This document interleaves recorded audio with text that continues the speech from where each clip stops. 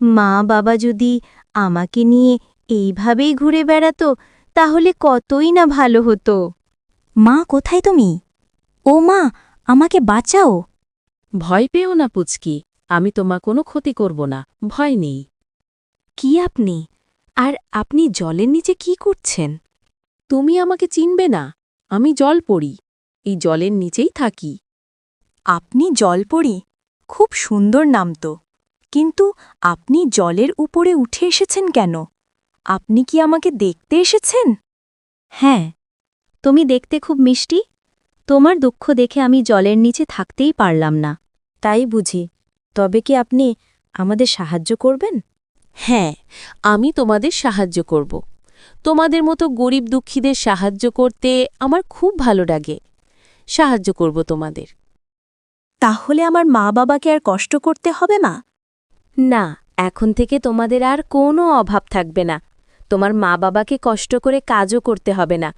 তোমার বাবা হবে এই গ্রামের সবথেকে ধনী মানুষ। আমরা ধনী হতে চাই না, শুধু আমাদের অভাব দূর করার একটা ব্যবস্থা করুন। আমার মা বাবা তাতেই খুশি হবে। আচ্ছা, ঠিক আছে। আমি তোমাকে যেটা দেব সেটা তুমি গ্রামের গরিব মানুষদের মাঝে বিলিয়ে দেবে, তাতে সবার অভাব দূর করবে। ঠিক আছে? এই নাও পুচকি, এগুলো নিয়ে তুমি গ্রামের মানুষদের অভাব দূর করে নাও। ঠিক আছে, দাও, আমি এগুলো নিয়ে গিয়ে মা বাবাকে বুঝিয়ে বলবো। তোমাকে অনেক ধন্যবাদ জলপরি। এইবার তাহলে আমি যাই? হ্যাঁ, যাও, আর কখনো কিছু দরকার হলে এখানে এসো। ঠিক আছে। এদিকে রামু ও তার স্ত্রী বাড়িতে এসে পুচকিকে না পেয়ে অনেক চিন্তায় পড়ে যায়। কিছুক্ষণ পর পুচকি স্বর্ণের থলে হাতে বাড়িতে আসে। ওই তো, পুচকি, কোথায় গিয়েছিলি মা? কোথায় ছিলি এতক্ষণ? আমরা কত চিন্তা করছিলাম।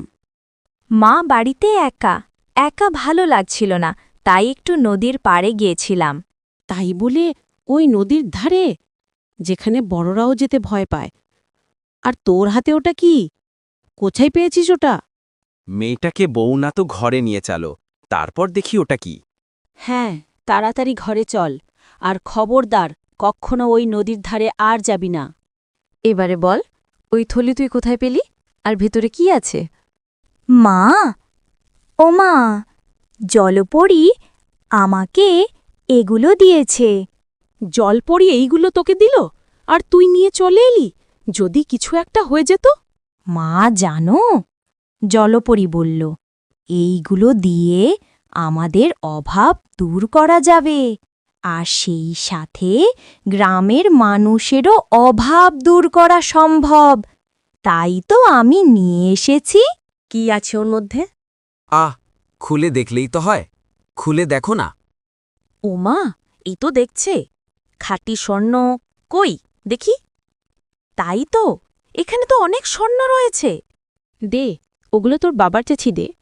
শোনো, এই গ্রামে আমাদের মতো আরও অনেক গরিব আছে, তাই আমার মনে হয় এখান থেকে আমরা কিছু রেখে বাদবাকি সব গরিবদের মাঝে বিলিয়ে দিলেই ভালো হবে। এতে আমাদের মতো ওদের অভাবও দূর হবে, আর গ্রামের সবাই সুখে থাকবে। হ্যাঁ, তাহলে এখনই যাও, এগুলো গ্রামের মানুষকে দিয়ে এসো, যাও।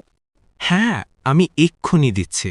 জলপুরীর দেওয়া মুদ্রা পেয়ে কয়েকদিনের ভেতরে গ্রামের মানুষের অভাব দূর হয়ে যায়, যার ফলে গ্রামের মানুষ সাহায্যের জন্য মোড়লের কাছে যাওয়া বন্ধ করে দেয়। এতে মোড়ল চিন্তিত হয়ে পড়ে।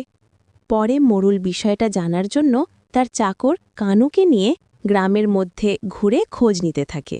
কারও দেখেছিস গ্রামের মানুষদের মধ্যে এই কয়টা দিনে কতটা পরিবর্তন এসেছে? কেউ আর আমার কাছে কাজের জন্য যাচ্ছে না, তবু সবাই খুব ভালোই চলছে। তাই তো দেখছি সাহেব, কারও কোনো অভাব আছে বলে মনে হচ্ছে না সাহেব। খবর নে কিভাবে এসব হলো। গ্রামের মানুষের অভাব না থাকলে কেউ আমাকে আর মান্য করবে না। কিছুতেই ওদের অভাব দূর করা চলবে না। আজ রাতের মধ্যেই আমার খবর চাই। ঠিক আছে সাহেব, আজ রাতেই সকল খবর জোগাড় হয়ে যাবে, আপনি নিশ্চিন্তে থাকুন।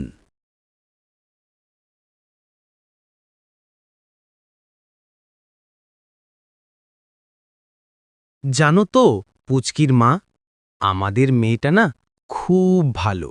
দেখো কিরকম বুদ্ধি করে জলপুরি দেওয়া স্বর্ণ মুদ্রাগুলো গ্রামের গরিব মানুষদের মাঝে বিলিয়ে দিতে বলল। ভাগ্যিসী মোড়ল নদীর জলপরীর কথা জানে না, জানলে যে কি করত। হ্যাঁ গো হ্যাঁ, মেয়ে আমার অনেক ভালো মনের মানুষ হবে। আর ওই মোড়ল তো একটা বদমাইশ লোক, কারও ভালো দেখতে পারে না। তার মানে ওই জলপরী ওদেরকে স্বর্ণ মুদ্রা দিয়েছে। যাই যাই, সাহেবকে বলি গিয়ে যাই।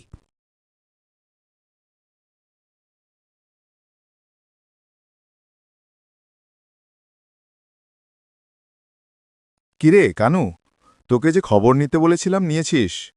হ্যাঁ সাহেব, নিয়েছি। তা আগে কেন বলিসনি বল? খবর কি? বল কি করে গ্রামের মানুষ তাদের অভাব দূর করল? সাহেব গ্রামের মানুষের অভাব দূর করেছে ওই জলপরী।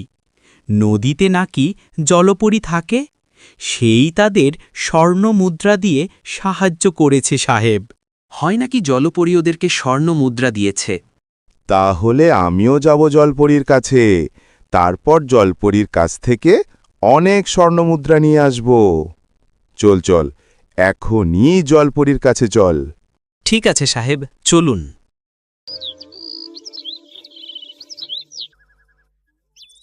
জলপরী, এই জলপরী, কোথায় তুই? তুই আমার সামনে আয়। আপনি আপনি আমাকে এভাবে ডাকছেন কেন? কেন ডাকছি জানিস না? তুই গ্রামের সবাইকে স্বর্ণমুদ্রা দিয়েছিস, আমাকেও দে। আমি সবার চাইতে বড়লোক হতে চাই। আমি কোনো ধনী আর অর্থবিকে স্বর্ণমুদ্রা দিই না। তাহলে তুই কি আমাকে দিবি না? না, দিব না। যখন স্বর্ণমুদ্রা দিবি না, দেখ আমি তোর কি হাল করি। মোড়ল অর্থের লোভে পাগল হয়ে জলে নেমে জলপরীকে মারতে যায়। তখনই জলপরী জাদু করে মোড়লকে ডুবিয়ে নিয়ে যায়। মোড়লের এই অবস্থা দেখে তার চামচা কানও দ্রুত সেখান থেকে পালিয়ে যায়। অতি লোভের কারণে মোড়ল তার জীবনটাই হারিয়ে ফেলে। কথায় আছে না, লোভে পাপ আর পাপে মৃত্যু। মোড়লের সঙ্গে এই কথাটা একদমই মিলে যায়। মোড়ল মরার পরে গ্রামের সবাই সুখে শান্তিতে বসবাস করতে থাকে।